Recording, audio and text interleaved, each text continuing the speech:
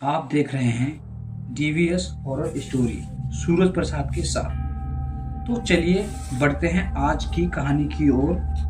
नमस्कार दोस्तों, जो आज की घटना आप सभी के साथ शेयर करने जा रहा हूँ, यह घटना सच्ची घटना है जो लगभग 5 साल पहले मेरे साथ हुई थी। मेरे रूम में आज भी इस घटना का दर्द बसता है। दिसंबर का महीना चल रहा था और ठंड अपने जोरों पे थी और घना कोहरा भी था। दोस्तों, मेरा नाम सूरज प्रसाद है और मैं झारखंड का धनबाद का रहने वाला हूँ। वैसे धनबाद अपने लड़ाई दंगों के लिए प्रसिद्ध है, लेकिन आज मैं आपको किस्सा बताने जा रहा हूँ वो इससे जरा हट के। तो दोस्तों, एक रात में अपने गांव से मेरे मित्र अवधेश के साथ अंधेरी रात में खेत के रास्ते बस स्टैंड की तरफ जा रहा था। तो मेरे मित्र ने कहा, दोस्त थोड़ा जल्दी चलो, इस खेत से अगले 2 खेत तक थोड़ी समस्या है। तो मैंने पूछा क्या बात है, तो उसने बार बार बात को टाल दिया, लेकिन मेरे ज्यादा दबाव डालने पर उसने पूरा किस्सा सुनाया। बहुत साल पहले अपने गांव से रात को इन्हीं खेत से एक आदमी गुजर रहा था। रास्ते में वो पेशाब करने के लिए एक पेड़ के नीचे रुक गया। उसके बाद वो जैसे थोड़ा चला, उसे किसी बच्चे की रोने की आवाज आई। तो उसने सोचा रात को पहरा देने वाले का बच्चा होगा, लेकिन तभी याद आया कि खेत तो रामेश्वर काका का है, जो कि 3 साल पहले ही यह फांसी लगाकर मर गए। वह आदमी सहमे हुए कदमों से आगे बढ़ रहा और उसके दिमाग में उन लोगों की बातें याद आई। इस खेत से गुजरते वक्त रात को कभी पीछे मत मुड़ना।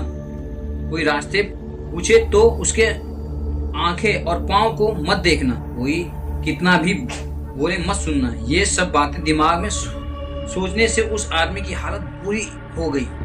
सोचने लगा कि उसने यहाँ आने से पहले ये सब क्यों नहीं सोचा।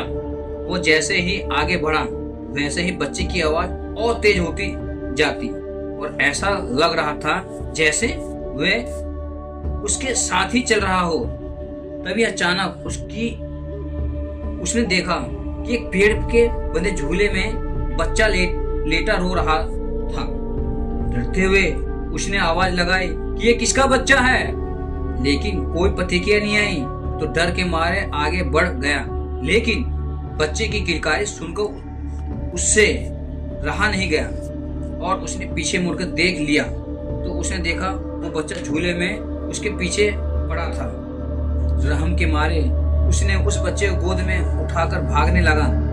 थोड़ी देर बाद वो बच्चा उसे भारी लगने लगा और देखकर चौंक गया कि इसके पैर लंबे होकर जमीन को छूने वाले हैं। उसने घबराकर बच्चे को गोद से गिरा दिया। जैसे ही वो बच्चा गोद से गिरा तो बच्चा बड़े आदमी की तरह जोर से हंसकर बोला, तू आज तो बच गया, मगर मेरे पैर जमीन छू लेते तो आज कोई नहीं बचा सकता, तेरी मौत तय थी। ये कहते ही बच्चा गायब हो गया। वो इंसान गिरते पड़ते घर तक पहुंचा और घर पहुंचते ही बेहोश हो गया। जब उसे होश आया तो उसने गांव वालों की सारी कहानी बताई।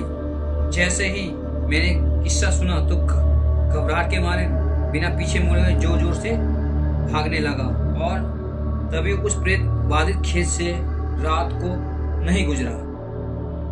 उस रात से और आज तक की बात है, मैं कभी उस खेत की तरफ मुड़ा ही नहीं। धन्यवाद।